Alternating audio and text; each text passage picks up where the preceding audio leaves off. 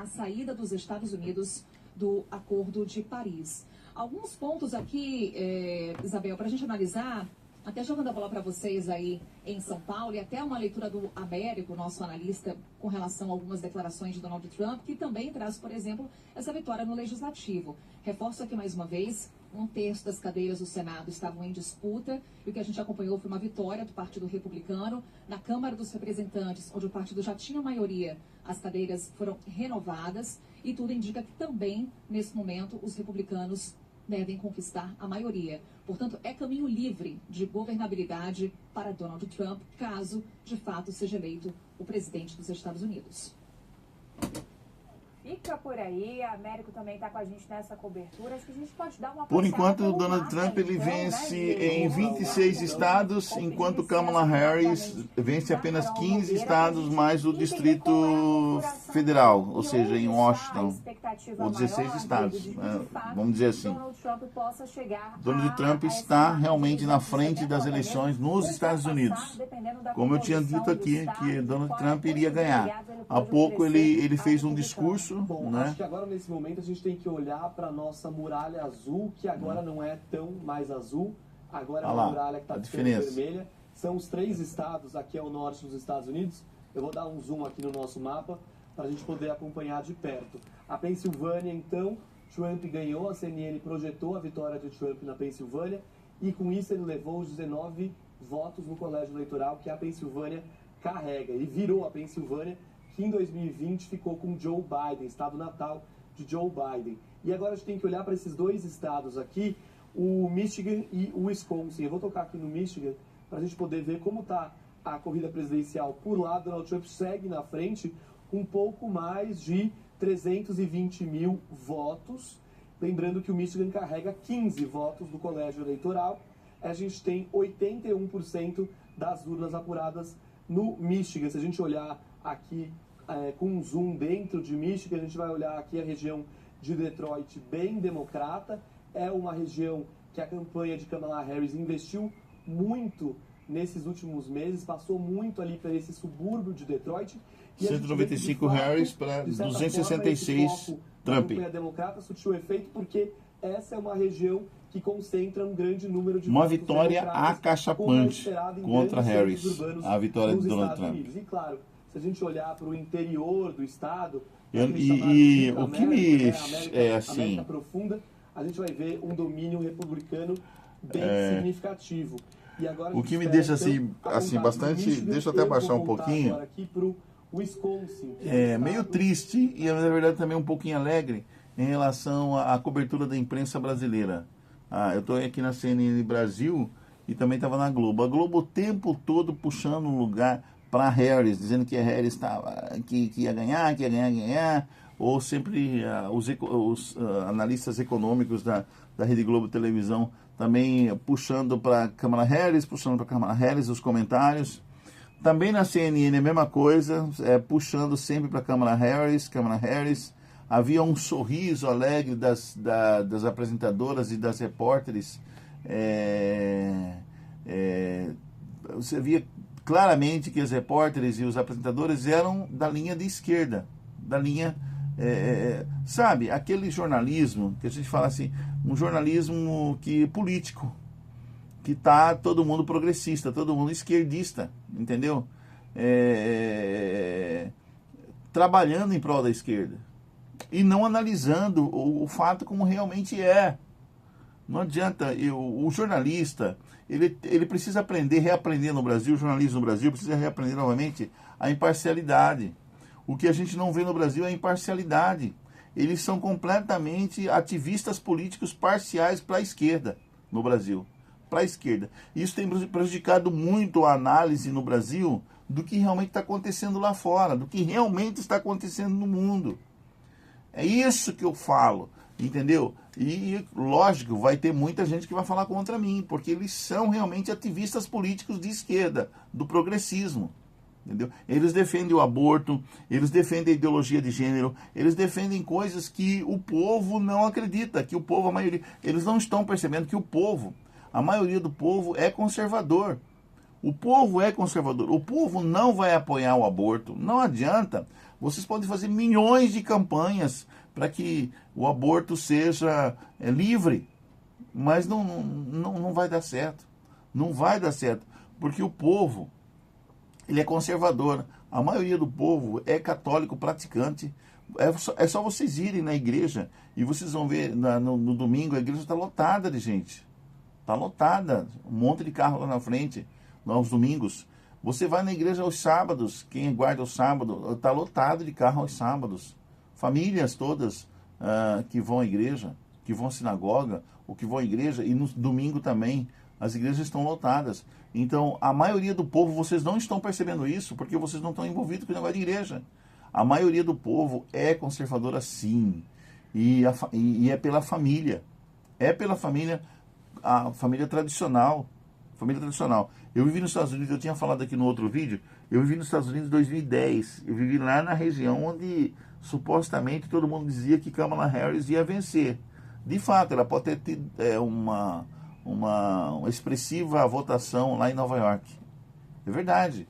Por quê? Porque a maioria da população ali de Nova York, eu acho que foi para essa coisa do racismo, né? Porque ela é negra, eu vou votar numa negra. Na época que eu estive lá, era o governo Obama. Então o povo gostava muito do governo Obama, né? Porque ele recebia toda aquela ajuda, inclusive o Obamacare, né? Que era de saúde do Obama, né? Que era a saúde gratuita para o povo. Eles recebiam aquele ticket de alimentação, né? O povo negro recebia o ticket de alimentação do governo Obama, quem tinha mais de 2, 4 filhos, etc. Era um governo de assistencialismo mesmo para as famílias mais pobres, certo? É tipo manter essas pessoas mais pobres. Principalmente aqueles que não conseguiam emprego, né? Mas, mesmo assim, tinha gente que conseguia emprego e ainda recebia os tickets de alimentação do governo e tudo mais. Tal. Mas você via nas pessoas que trabalhavam, inclusive também nos imigrantes e tudo mais, que eles não apoiavam esse tipo de assistencialismo e assistencialismo do governo. Eles queriam que as pessoas todas trabalhassem como eles trabalhavam para se autossustentarem. Para se autossustentar e sustentar suas famílias.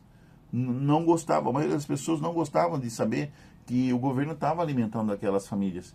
E a gente via muitas pessoas, homens, né, fortes, grandões, fortes, cheios de saúde, parrudões, que não trabalhavam, ficavam o tempo todo ali usando drogas e tudo mais, e não trabalhavam e recebiam ajuda do governo para vagabundagem, para continuar vagabundos. Entendeu? E isso era uma afronta para os demais que trabalhavam e não recebiam nenhuma ajuda do governo e trabalhavam para sustentar, inclusive os imigrantes. Eu era um deles. Então eu ficava pensando assim, poxa, está errado esse tipo de governo, esse tipo de assistencialismo. Né?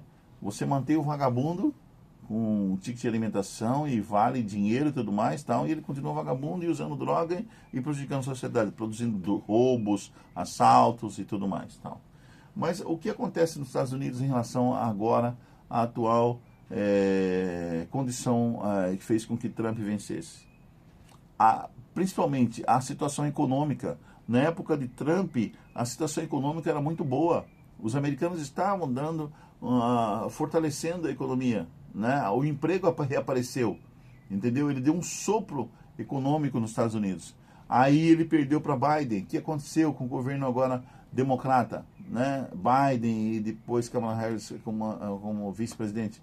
Os Estados Unidos caiu na questão da economia. E também caiu na questão, foi muito fraco na questão também da política internacional.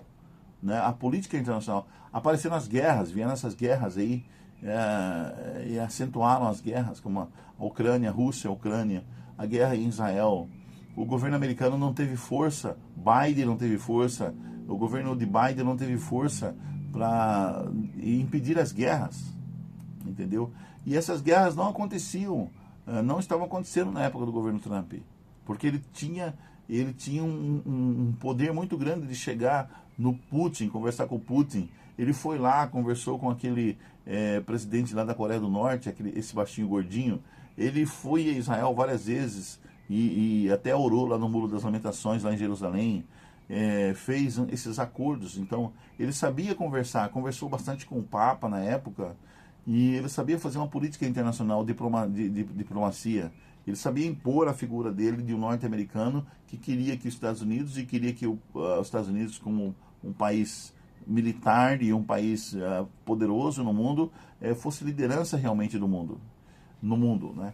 E o que acontece no governo Biden? Muita fraqueza. O Biden não conseguiu se impor internacionalmente, muito fraco nessa questão de política internacional, tanto é que aconteceu lá que ele deixou todo o armamento norte-americano lá, eu esqueci, acho que foi eu esqueci o nome do país, o governo americano se retirou de lá, ficou todo o armamento na mão do Talibã, todo o armamento, toda a tecnologia de arma lá nesse país, né? Daqui a pouco eu vou lembrar o nome do país. Governo Talibã dominando lá, mulheres sendo estupradas, crianças sendo estupradas por esses terroristas, entendeu? E os americanos se retiraram. Foi uma vergonha aquilo que aconteceu, né? Uma vergonha que Biden provocou, né? A política de Biden de deixar esses países na mão de terroristas. E deixou as guerras acontecerem, deixou Putin invadir a Ucrânia e assim por diante. Vergonhoso, não tomou uma posição forte, não, Putin não vai invadir a Ucrânia e acabou. Se você invadir a Ucrânia, nós invadimos vocês, nós acabamos com a Rússia. Ele poderia ter falado, se vocês invadirem a Ucrânia, nós vamos acabar com a Rússia. E acabou.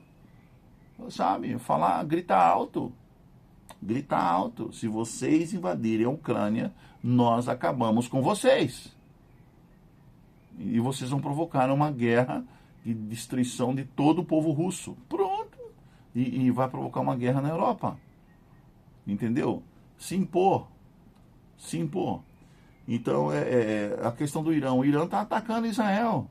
E Biden não fez nada. Eles mandaram vários mísseis contra Tel Aviv, contra regiões assim, do norte de Israel.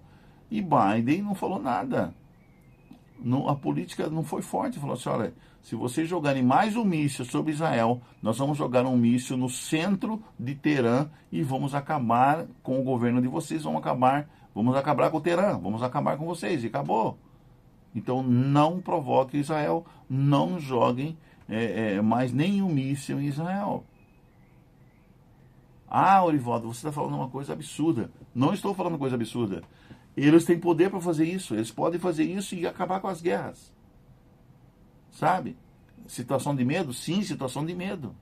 Porque você não vai atacar Israel sabendo que os Estados Unidos podem jogar uma bomba em Teherã, matar todos os ayatolás que estão lá, todos esses líderes terroristas, porque é o eixo do mal, sim. E vários outros países, além lá do Irã, fazem parte do eixo do mal, sim. E esse eixo do mal tem que ser controlado. Como tem que ser controlado? Os militares norte-americanos infiltrados têm que chegar e desbaratar essa gente, acabar com essa gente, né? Destruir esse pessoal e destruir o governo que mantém, que financia esse terrorismo desacerbado no mundo. Então, a guerra dos Estados Unidos não tem que ser contra esse ou aquele governo, mas contra o terrorismo. Então, acabar com todos os terroristas, porque são os terroristas que destroem e acabam com a paz no mundo. A paz nesses países e a paz no mundo. Então tem que ser um governo forte, tem que ser um presidente forte, decidido, né? Tem que ter uma armada forte, generais fortes, bons soldados, bem treinados, né? E bastante poder bélico. Então, isso que seria a manutenção da paz no mundo, né? E com o apoio de quem? Eu tenho certeza que o Papa, que a liderança religiosa no mundo, quer a paz no mundo, não quer país lutando contra país. Então tem que eliminar o foco dessas guerras. Qual é o foco dessas guerras? Os terroristas. Então tem que eliminar os terroristas. Os partidos terroristas como Hamas, os partidos terroristas como Hezbollah e outros, os Houthis, né? Tem que acabar com essa gente. Entendeu? Porque eles estão fomentando a guerra, o ódio, o desamor, né? Desagregando a humanidade. Então precisa de um governo forte. E agora praticamente 26, ainda com o Trump, já tem a vitória em 26 estados. Trump vence em 26 estados e se aproxima da vitória. São já computados a vitória em 266 estados, 266 mil, né, eleitores, contra 205 de Kamala Harris. Isso aqui no Texas, né? Isso aqui no Texas, na região do Texas. Texas, em Nevada, vitória de Kamala Harris por 596. Não, aliás, vitória de Donald Trump, né? Donald Trump está vencendo lá no Texas. Vamos tirar esse negócio aqui que está atrapalhando. Aqui.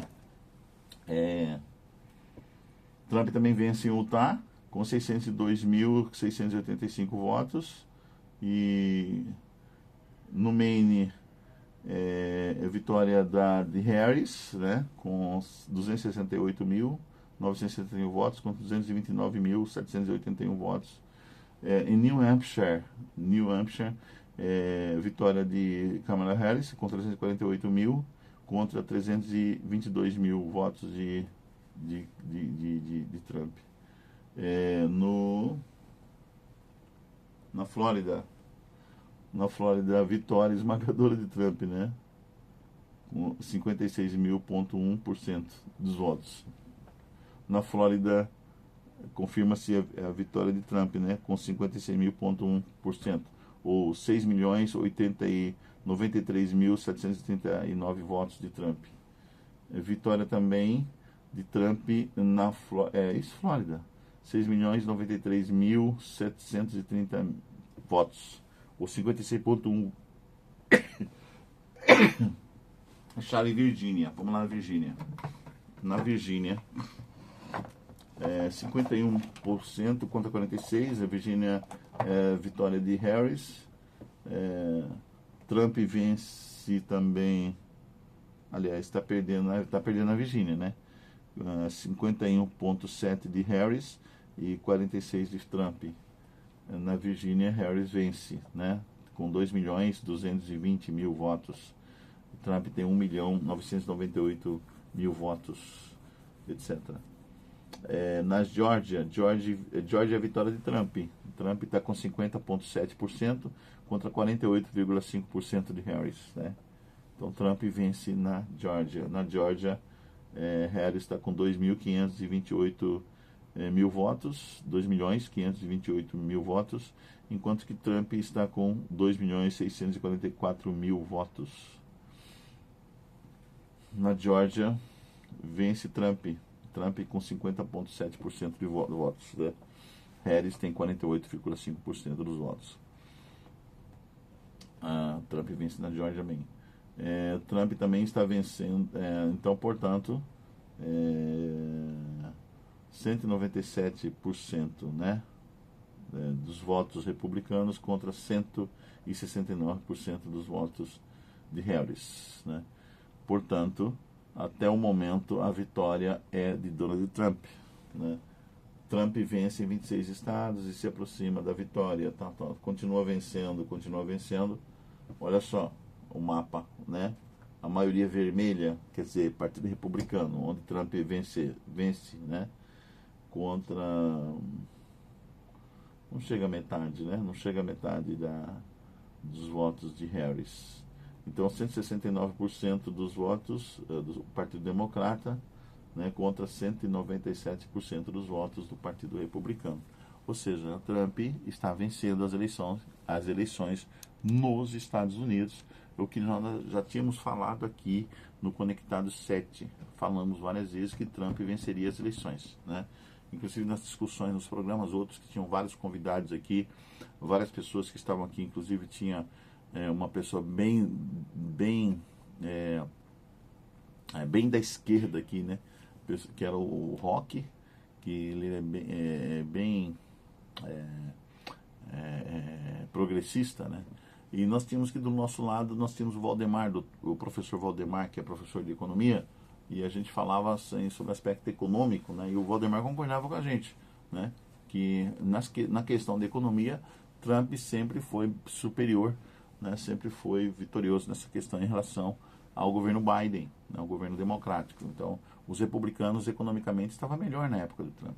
Agora a gente sabe que não vai ser fácil, porque agora que Trump assumir novamente a presidência dos Estados Unidos, ele vai enfrentar uma crise econômica que ele vai herdar do governo democrata, né, dos democratas. Então, a crise econômica que ele vai enfrentar não é causada por ele, pelo governo dele, né, mas pelo governo democrata, né?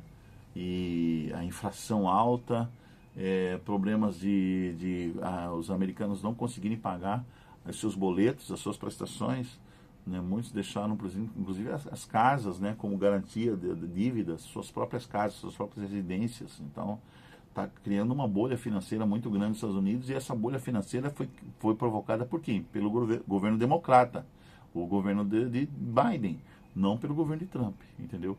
Então ele vai herdar uma crise econômica, ele vai ter uma herança, né, de tentativa de sanar essa questão da economia norte-americana, que vive uma inflação muito alta.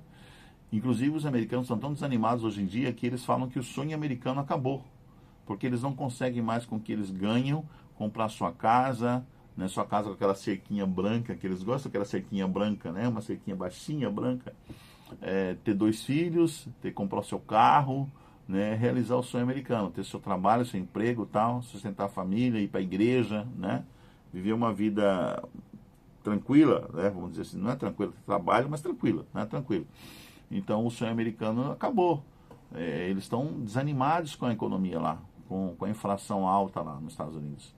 Então agora a esperança deles, por isso que essa votação grande, é para ver se conseguem novamente voltarem a sonhar, né? Ter o sonho americano novamente, voltarem a respirar novamente e conseguirem, como antigamente, como antes eles conseguiam, né? Batalhando, trabalhando, comprar sua casa com a cerquinha branca, né? Ter 2 filhos, né? Ter seu carro, ter seu emprego, sua família, e a igreja no domingo, né? E a igreja no final de semana. Quer dizer, viver uma vida de norte-americano, né? É o sonho americano, e aí eles querem novamente reconquistar o sonho americano. E isso foi roubado nos governos anteriores. Então, eles sonham ainda com a possibilidade de realizar. Então, esse voto é um voto de sonho, é um voto de esperança, né? Para ver se de repente Trump volte ao poder e resgate o sonho norte-americano, né? Consiga baixar a inflação, e consiga trazer empregos para os americanos, consiga fazer com que novamente eles tenham empregos para trabalhar, para conquistar o seu sonho de consumo, o seu sonho de ter a sua casa, conseguir comprar a sua casa, de pagar a sua casa, né? Comprar o seu carro, pagar os seus carros, né? Colocar os seus filhos em boas escolas, lá as escolas são muito boas, não podemos negar. Eu estive nos Estados Unidos, o meu sonho é transformar as escolas brasileiras como são as escolas americanas, né? De ensino fundamental e médio, né? High school, que eles falam lá. Então, por isso que eu falei, quando eu falava aqui, gente, dificilmente Biden vai conseguir se reeleger ou eleger a Kamala Harris no lugar dele, porque ele deixou o país mergulhar numa crise. Não só o país, os Estados Unidos mergulhar numa crise, mas o mundo todo mergulhar numa crise. Que crise é essa? Na crise política, crise de insegurança. Insegurança política, insegurança econômica, da insegurança mesmo, guerras, né? Ele não soube fazer uma política, uma diplomacia impondo os desejos que o mundo tinha. Qual que é o desejo do mundo todo? Paz. O mundo quer paz. O mundo quer paz e segurança, né? E precisa de um presidente norte-americano, de um país forte como os Estados Unidos, que garanta essa paz e segurança. E essa paz e segurança tem que ser pelo viés, não somente político, mas pelo viés econômico. A economia do mundo tem que se estabilizar, né? Precisa estabilizar. Agora, é verdade, Trump herdou uma crise econômica, e essa crise vai perdurar, talvez por 1 ou 2 anos, né? Para ele tentar tirar os Estados Unidos dessa crise, não vai ser fácil, vai ser muito, muito problema. E além dos problemas internacionais, vai resolver os problemas de guerra no mundo. Ele vai ter que agora lutar pela paz mundial, né? Ele vai ter que visitar os países que estão em guerra, visitar Israel, né? Visitar aquela faixa ali da Palestina, fazer um reajuste ali, porque os palestinos precisam do seu Estado, precisam da garantia do seu Estado de paz, do seu Estado de reconstrução das cidades que foram destruídas pela guerra, lá na faixa de Gaza. O Líbano também precisa de reconstrução, o Líbano precisa também de normalidade ali, então tem que eliminar o Hezbollah, tirar esse partido do governo, do domínio lá do Líbano, que era um governo completamente refém do Hezbollah, né, o governo libanês. Precisa acabar com os terroristas, as pessoas que investem em terrorismo no Irã, em Omã, né, na Cisjordânia, em todos os países que estão ao redor de Israel. Tem que acabar com o terrorismo internacional, os partidos terroristas, não deixar eles mais chegarem ao poder, nem a ponto de tornar toda a sociedade, todo um país refém dos interesses políticos deles, né? Políticos bélicos deles. E manter a paz em Israel, manter a paz em Israel e no mundo, né? Manter a paz no mundo. E isso demanda um esforço grandiosíssimo, hercúleo, não somente do governo norte-americano, mas de todas as outras autoridades mundiais, né? E a ONU, e as autoridades religiosas também. Os religiosos, o Papa e outros religiosos das demais outras religiões, eles têm que se unir em torno desse acordo de paz mundial, né? Para que o mundo tenha segurança, para que nós possamos viver uma vida mais tranquila, né? Termos um crescimento, né? Não somente crescimento político, crescimento econômico, crescimento de vida, crescimento de saberes, né? Conhecimento, saberes mesmo. O mundo precisa ter a garantia da paz. E nós precisamos de lideranças mundiais que lutem pela paz e segurança no mundo todo, né? E não adianta querer outra coisa. Ninguém gosta de guerra. A guerra traz fome, a guerra traz destruição, a guerra é horrível. O nome já diz, é guerra. Isso é horrível. Todo mundo quer a paz. O mundo inteiro quer a paz, né? O mundo inteiro quer a possibilidade de que nós tenhamos paz, para inclusive defendermos nossos pensamentos, nossa cultura e tudo mais. O mundo caminha para o conservadorismo, né? O conservadorismo, conservar a família, conservar os direitos de todos os cidadãos, né? A supremacia dos direitos a todos os cidadãos. E respeito. Ninguém deve querer ser melhor ou maior que ninguém, né? Tem que ter respeito universal. E caminha para isso, né? Vamos ouvir um pouquinho a CNN agora, vamos ficar ligados aqui, né? No que os repórteres da CNN estão falando. Eu vou aumentar o áudio aqui.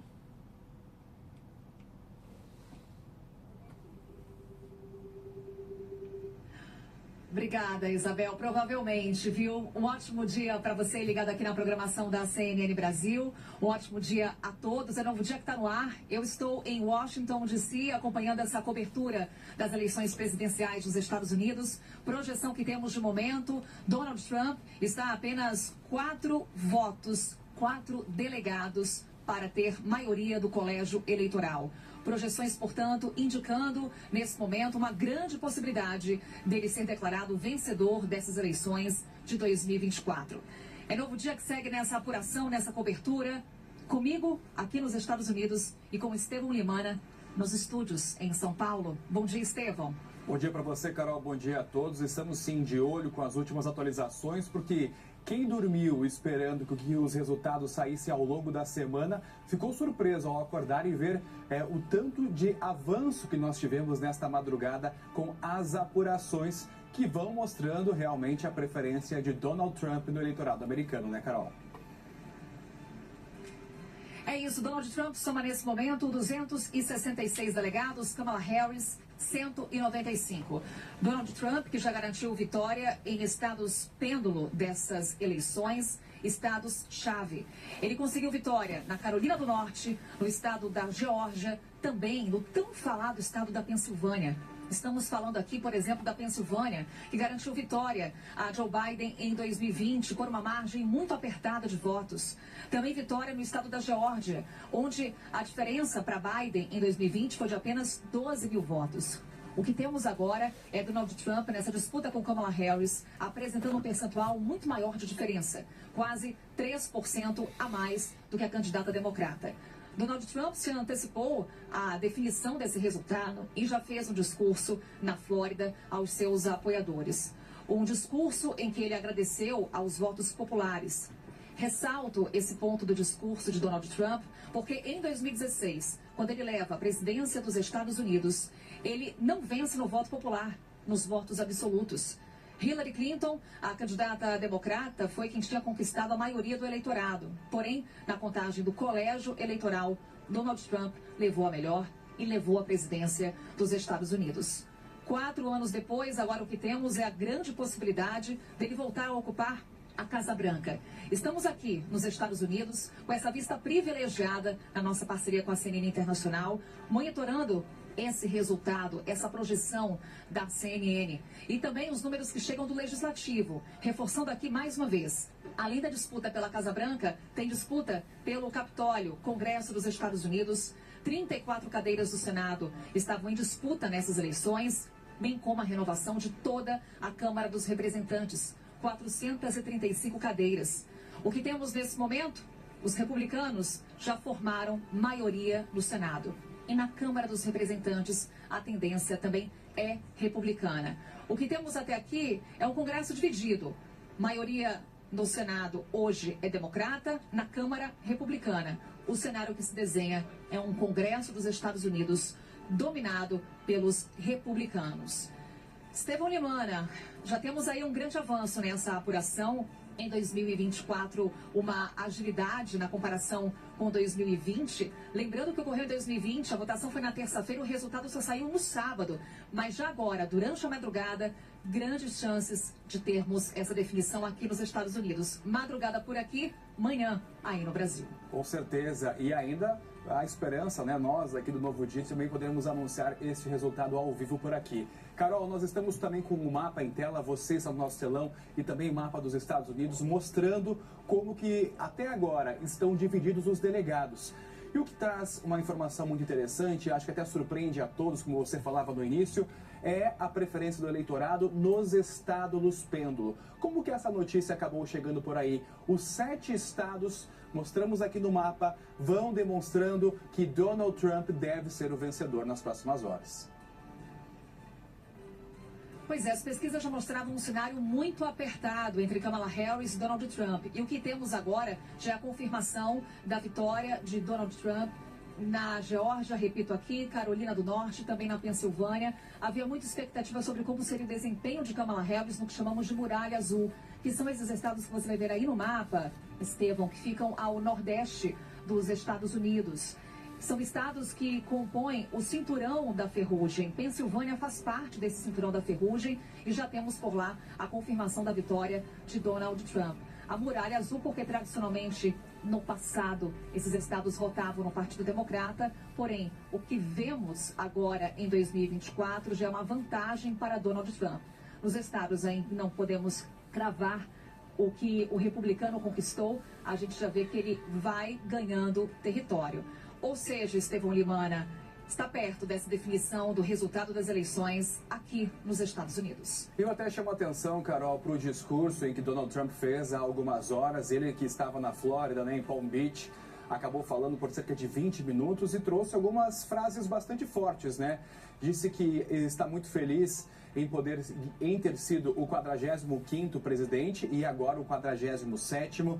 Também agradeceu a todos, disse que essa é uma vitória política nunca vista antes e que também a América nos deu um mandato sem precedentes e que vamos ajudar a curar este país. São algumas das frases em que Donald Trump disse e que vão demonstrando que mesmo antes da finalização da apuração, já está cantando vitória. Foi um longo discurso, Estevão. Inclusive, nesse discurso, ele fala bastante sobre imigração. Ele faz várias referências a um slogan que ficou muito conhecido durante a campanha dele de 2016 e que foi recuperado nessa disputa agora em 2024, Make America Great Again. E também traz algumas figuras para o palanque, como o vice-presidente J.D. Vance.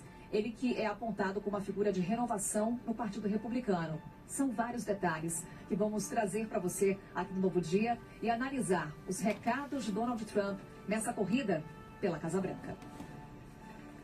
Participação aqui nesse início de novo dia. Daqui a pouco a Carol Nogueira retorna ao vivo dos Estados Unidos com toda a cobertura. A equipe da CNN compenetrada em território americano, mostrando para todos, né, esse passo a passo, as últimas notícias a respeito das eleições americanas. E agora são 6h07, a gente faz uma conexão com a CNN Internacional. Vamos ouvir com tradução simultânea aqui na CNN Brasil. Mesmo olhando para o estado de Ohio, por exemplo. Voltando em 2020, Joe Biden ganhou nesse condado, o condado de Washington. Kamala Harris está abaixo nesse momento. Quer isso tenha a ver com a questão de Gaza, que é muito forte no estado do Michigan, por causa da população árabe, ou o voto afro-americano, e aqui a segunda maior cidade desse condado é uma cidade de forte população de origem árabe. Harry Enton. Harry, you've got some of the exit polling. You've got the story behind the story from what we've seen all night and into the morning. Yeah, that's exactly right, John. Look, before the election we were talking Olha, antes das eleições, a gente estava olhando para um realinhamento de como isso aconteceria. A gente pode começar aqui com os votos dos latinos.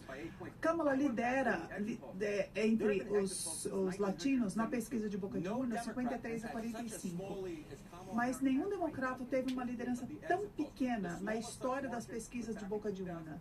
Em 2004, George W. Bush, ele tinha 9 pontos de diferença.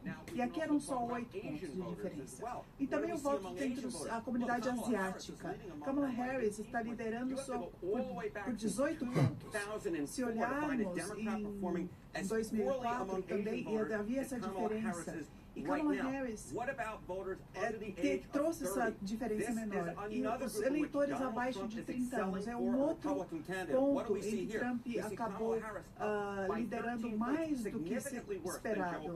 Ela foi pior do que Biden, embora acima, mas os números são menores. Também foi ali uma época, a gente compara muito com George W. Bush, porque foi ali essa diferença na época. Em 2016, Trump ganhou muito entre os eleitores brancos da classe trabalhadora. E aqui, a gente pegando os bastiões desse tipo de eleitor, nós vemos que a diferença diminuiu muito. Thank you very much. I want to bring in my panel of political experts. Mark Preston is here, and Professor Leah Rigor. You know, Mark, the story here is pretty obvious to see. Donald Trump is doing better almost everywhere, and in some cases with almost everyone. Olha, eu acho que voltando à ideia da era Reagan e dos democratas, na eleição também havia essa diferença. E Kamala Harris trouxe essa diferença menor. E os eleitores abaixo de 30 anos é um outro ponto em que Trump acabou liderando mais do que esperado. Ela foi pior do que Biden, embora acima, mas os números são menores. Então a gente vê também foi ali uma época em que a gente compara muito com George W. Bush. E como eu estava falando, né, o que nós percebemos nos Estados Unidos é que, apesar de toda a luta de Kamala Harris, né, toda a luta para conseguir vencer, ela não conseguiu pegar esse público, um público mais, vamos dizer assim, o próprio público latino e o público e os eleitores asiáticos deu uma expressiva votação a Kamala Harris, mas não o suficiente que Biden tinha conseguido na última eleição contra Donald Trump, né, 4 anos atrás.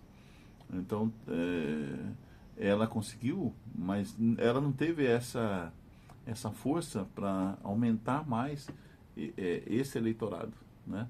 Esses eleitores.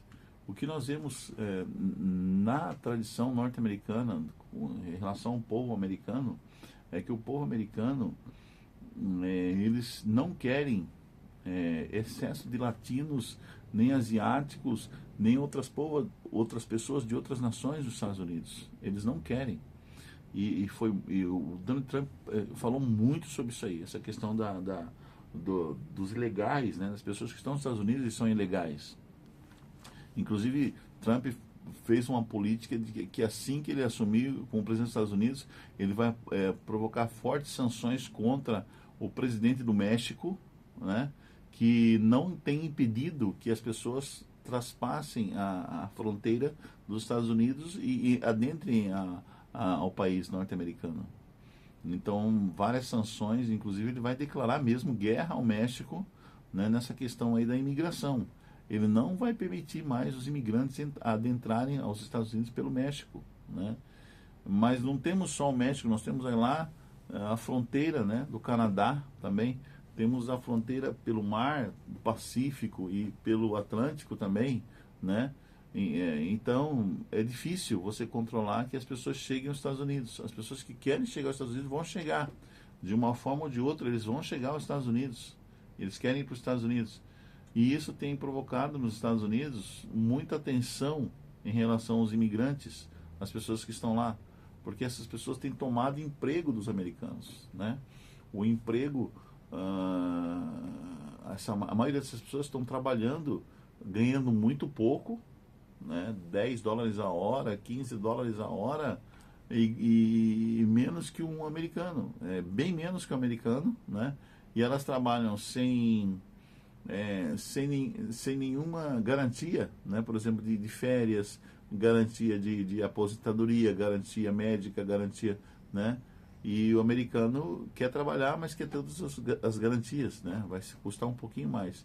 E por causa disso, essas pessoas, esses imigrantes, estão tomando os empregos, tomando os trabalhos dos americanos. Então, os americanos querem tirar de lá os imigrantes. Tanto é que os imigrantes não se sentem americanos lá nos Estados Unidos. Ele está nos Estados Unidos trabalhando para os americanos, mas os americanos não tratam eles como iguais. Os americanos não tratam os imigrantes, pessoas de outras nações lá, como iguais. Não tratam mesmo.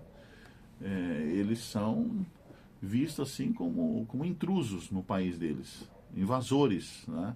Como invasores, intrusos. E eles gostariam muito que essas pessoas voltassem aos seus países de origem.